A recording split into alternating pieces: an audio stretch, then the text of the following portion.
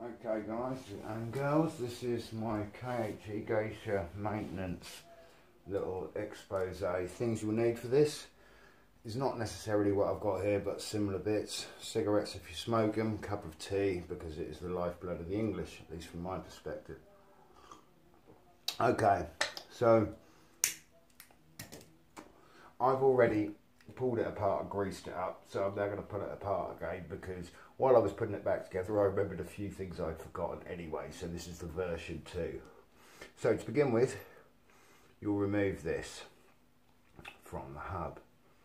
Now you're going to see as soon as it comes out, a washer is going to fall off. That won't happen when you pull it apart. That washer will actually be wedged over the top of this central sort of pin that comes through the it basically hooks onto the spindle, and it will sit on like that. You might need to prise that off, it might be a bit of a pain. Also, this sprocket can be a bit tight getting over the top of there, so the first thing you're going to need to do is get that out. So you can use whatever works for you. One of the things that I use will be something like this, which isn't going to fuck with the thread, but it's going to let me just bash that central spindle out. Bosh, there you go. Now it's out and you can remove your sprocket and the gear doofree that's inside. So inside it looks like this. You've got your bearing which goes on the other side. And you've got your sort of ratchet system. I'm not sure 100% on this because I haven't actually ever done it, but I believe if you remove these two, and they are actually little bolts under there, you can add washers to adjust the gap.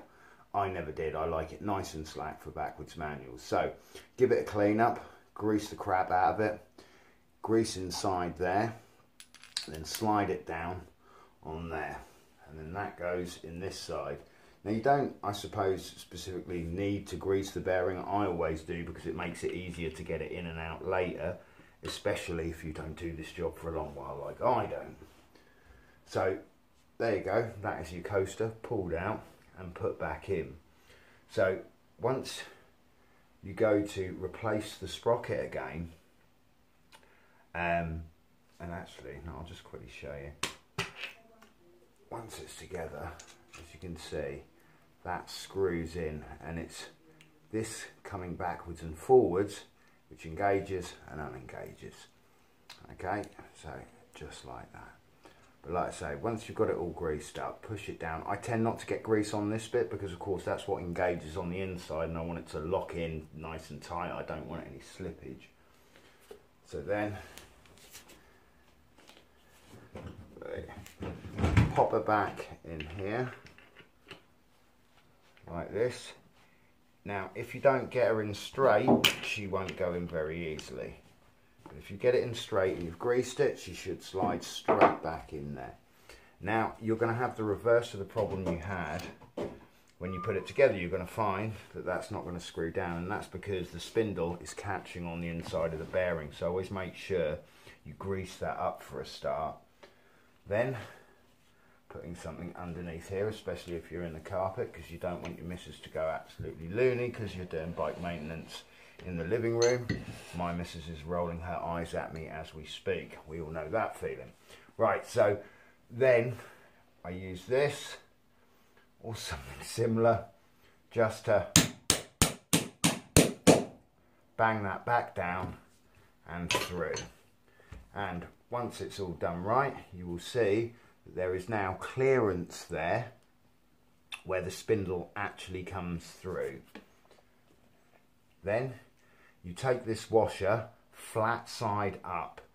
The rounded side goes down, and basically you can grease that as well, actually, I suppose. That's probably why mine never come off very easily. Let's try. I'll tell you in about another 2 years if it worked or not. I doubt it, but yeah, so then pop that on there and just gently tap it into place, which I'm doing a really crap job of at the minute. but eventually it will go back on like that. And there you go, you have now pulled apart, cleaned out, obviously I did the cleaning prior to this, and re-greased the inside of your hub. Then you simply re-screw this in,